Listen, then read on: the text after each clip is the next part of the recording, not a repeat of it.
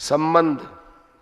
यहाँ ये जिज्ञासा होती है कि यदि इस प्रकार अभ्यास योग भी मैं न कर सकूं तो मुझे क्या करना चाहिए।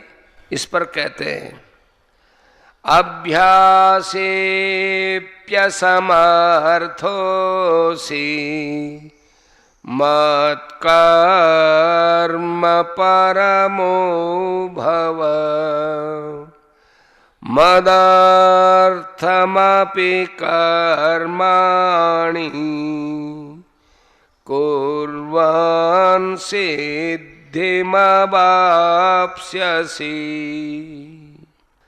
यदि तू उपर्युक्त अभ्यास में भी असमर्थ है तो केवल मेरे लिए कर्म करने के ही परायण हो जा। इस प्रकार मेरे निमित्त कर्मों को करता हुआ भी मेरी प्राप्ति रूप सिद्धि को ही प्राप्त होगा। प्रश्न। यदि तू अभ्यास में असमर्थ है, इस कथन का क्या भाव है।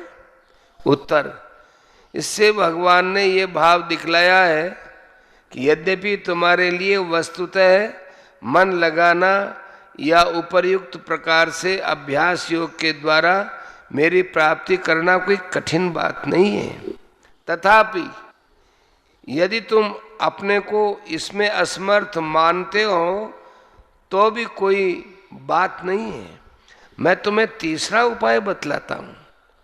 स्वभाव भेद से भिन्न भिन्न प्रकार के साधकों के लिए भिन्न भिन्न प्रकार के साधन ही उपयोगी हुआ करते हैं। प्रश्न। मत्कर्म शब्द कौन से कर्म का वाचक है और उनके परायण होना क्या है। उत्तर।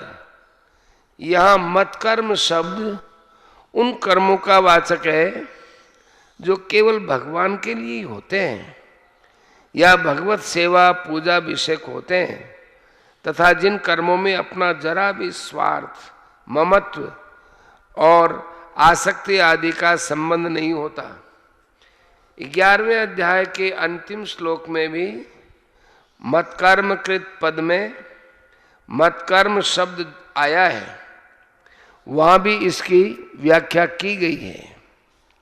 एकमात्र भगवान को ही अपना परम आश्रय और परम गति मानना और केवल उन्हीं की प्रसन्नता के लिए परम श्रद्धा और अनन्य प्रेम के साथ मन, वाणी और शरीर से उनकी सेवा पूजा तथा यज्ञ, दान और तप आदि शास्त्र विहित कर्मों को अपना कर्तव्य समझकर नित्य निरंतर करते रहना, यही उन कर्मों के परायण होना है।